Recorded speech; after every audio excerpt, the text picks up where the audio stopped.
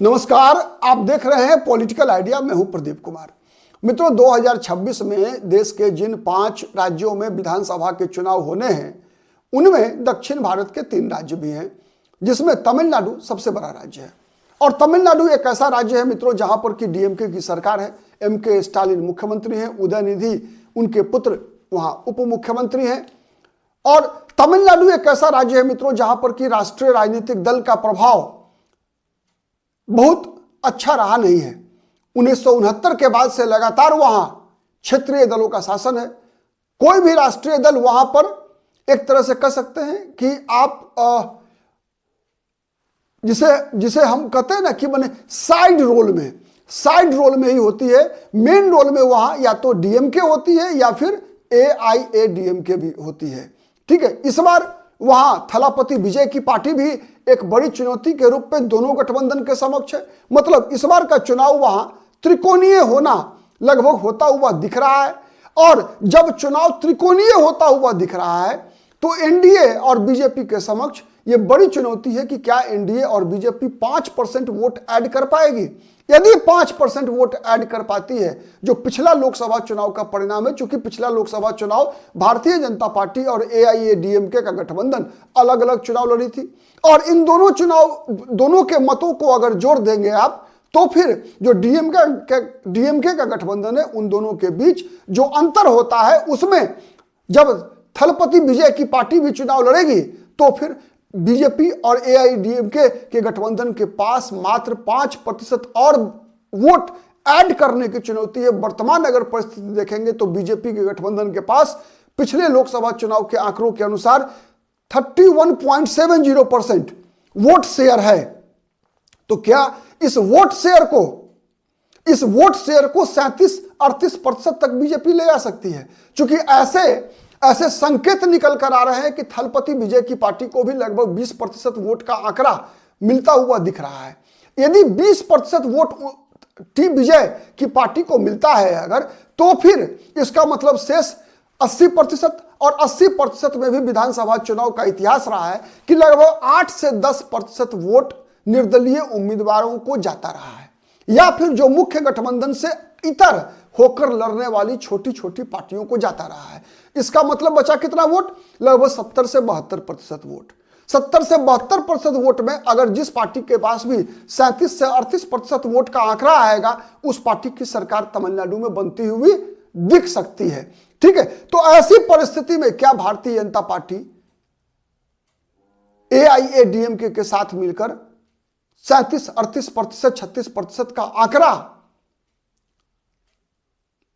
तक पहुंच पाएगी? यह बड़ा सवाल है। इसी के लिए बीजेपी लगातार फील्डिंग सजा रही है।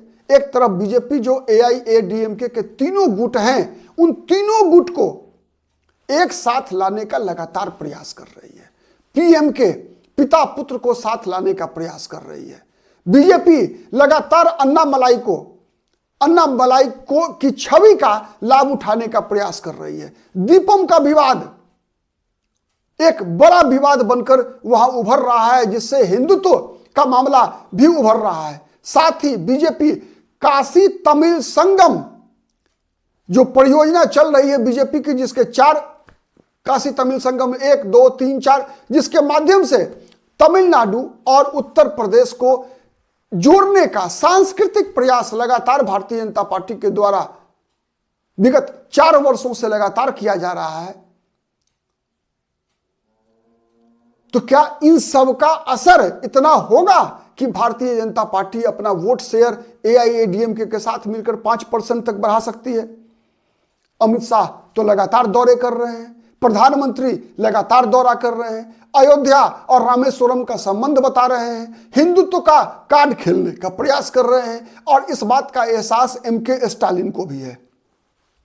ऐसा नहीं है कि एमके स्टालिन इन परिस्थितियों से अवगत नहीं है। एमके स्टालिन ने लगातार भारतीय जनता पार्टी पर हिंदी और हिंदू समर्थक राजनीतिक दल होने का, हिंदुत्व की राजनीति करने का, समाज को धर्म के आधार पर बांटने की राजनीति करने का लगातार आरोप एमके स्टालिन और एमके स्टालिन की पार्टी के जितने भी नेता हैं सब लगातार भारतीय जनता पार्टी पर लगातार लगाते जा रहे हैं। एमके स्टालिन के हमलों के केंद्र में AIADMK कम, भारतीय जनता पार्टी अधिक है। नरेंद्र मोदी अधिक निशाने पर हैं एमके स्टालिन के।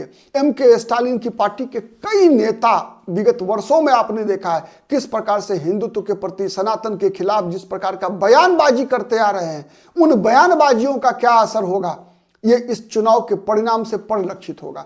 इस चुनाव का परिणाम, चुनाव अभियान शुरू होते होते कई चीजें स्पष्ट होगी। यह भी स्पष्ट होगा कि क्या CP राधाकृष्णन को उपराष्ट्रपति बनाने से भारतीय जनता पार्टी का प्रभाव तमिलनाडु में बढ़ा है या नहीं बढ़ा है। साथ ही एक और मामला निकल कर आ रहा है, जिस प्रकार से भारतीय जनता पार्टी ने क्षेत्रीय भाषाओं को बढ़ाने के लिए कई प्रयास किए हैं। आपको पता है कि मेडिकल की पढ़ाई के लिए भी तमिल भाषा में अब स्टडी मटेरियल तैयार कराए जा रहे हैं।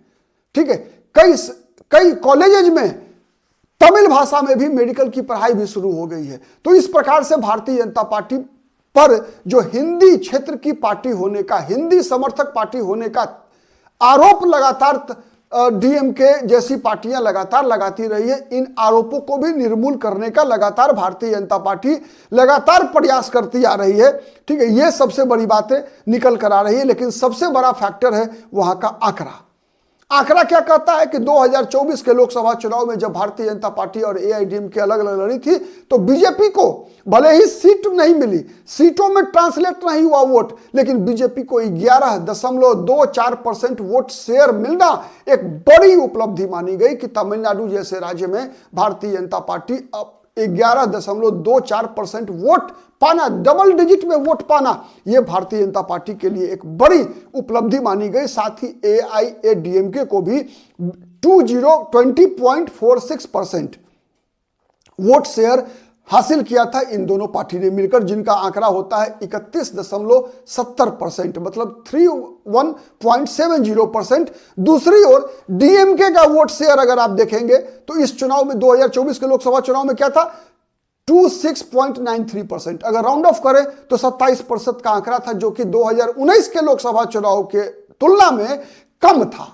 2019 के लोकसभा चुनाव में DMK को मिला था 33.52%। मतलब 2019 के लोकसभा चुनाव में ये जो ट्रेंड मैं बता रहा हूं, ये ट्रेंड कहां था, DMK का वोट शेयर घटता हुआ वोट और बीजेपी का वोट शेयर बढ़ता हुआ। बीजेपी 3% के आंकड़े से 11.24% पे पहुंचती है। वही DMK का वोट परसेंट जो 33.52% था 2019 के लोकसभा चुनाव में, वही घटकर 26.93% रहा। ठीक है, मतलब 6.59%, लगभग अगर हम राउंड ऑफ करें तो 6.5% वोट जो है नीचे आ गया। ठीक है, तो अगर बीजेपी और AIADMK के साथ में इस जितने भी PMK का भी लगभग 6 से 7% वोट शेयर बनता है तमिलनाडु की राजनीति में, पट्टाली मक्कल कांची। ठीक है, और साथ ही जो DMK का गठबंधन है, उस गठबंधन में सबसे बड़ी ताकतवर दल एकमात्र DMK है। इसके अलावे जितने भी दल हैं वो वोट ऐड नहीं करते, यह सबसे बड़ा सवाल है। और जब से भारतीय जनता पार्टी का राष्ट्रीय राजनीतिक दल के रूप में वहां तमिलनाडु की राजनीति में प्रवेश हुआ, तब से आप देखेंगे तो कांग्रेस पार्टी का आधार वोट एक तरह से ऐसे लोग जो राष्ट्रवाद के मुद्दे पर तमिलनाडु में वोट करने के आदी रहे हैं, अभ्यस्त रहे हैं लगातार, वैसे मतदाता जो कांग्रेस के साथ कभी हुआ करते थे, वो वोट शिफ्ट हो रहा है लगातार भारतीय जनता पार्टी के पक्ष में। तो ये भारतीय जनता पार्टी के पक्ष में धीरे धीरे जो शिफ्टिंग है ऐसे वोटर्स का, जो कांग्रेस को पहले परंपरागत रूप से वोट किया करते थे, अब वो बीजेपी को वोट कर रहे हैं। साथ ही हिंदुत्व और सनातन के मुद्दे पर बीजेपी का बढ़ता हुआ वोट परसेंटेज, साथ ही छोटे छोटे क्षेत्रीय दलों के साथ बीजेपी का गठबंधन, AIADMK के जितने भी फैक्शंस हैं उन सभी फैक्शंस को एक साथ लाने का प्रयास, साथ ही पलानीसामी और अन्नामलाई के बीच का जो मतभेद था, उन मतभेद को मिटाकर सबको साथ लेकर एक साथ चलने का अमित शाह का प्रयास क्या रंग दिखाएगा, यह तो चुनाव का परिणाम ही बताएगा। लेकिन ये आंकड़े स्पष्ट गवाही दे रहे हैं कि यदि भारतीय जनता पार्टी 5 से 6% वोट अगर जोड़ लेती है तो फिर 2026 विधानसभा चुनाव का परिणाम ऐसा परिणाम हो सकता है जो दक्षिण भारत की राजनीति में भारतीय जनता पार्टी का जो सूखा है उस सूखा को समाप्त कर सकता है। भले ही अपने बलबूते पर नहीं, लेकिन गठबंधन के सहयोगियों के साथ भारतीय जनता पार्टी लगभग 37 से लेकर 40% तक के जादुई आंकड़े के करीब भारतीय जनता पार्टी पहुंच सकती है। और यही स्टालिन की सबसे बड़ी टेंशन बनी हुई है कि किस प्रकार से भारतीय जनता पार्टी को इस प्रयास से रोका जा सके।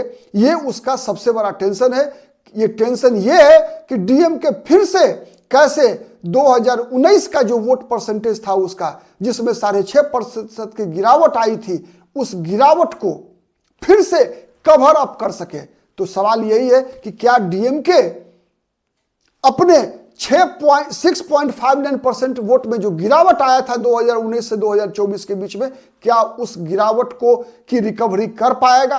क्या भारतीय जनता पार्टी 5% और एआईडीएमके के साथ मिलकर अपना 5 से 6% वोट परसेंटेज बढ़ा पाएगी?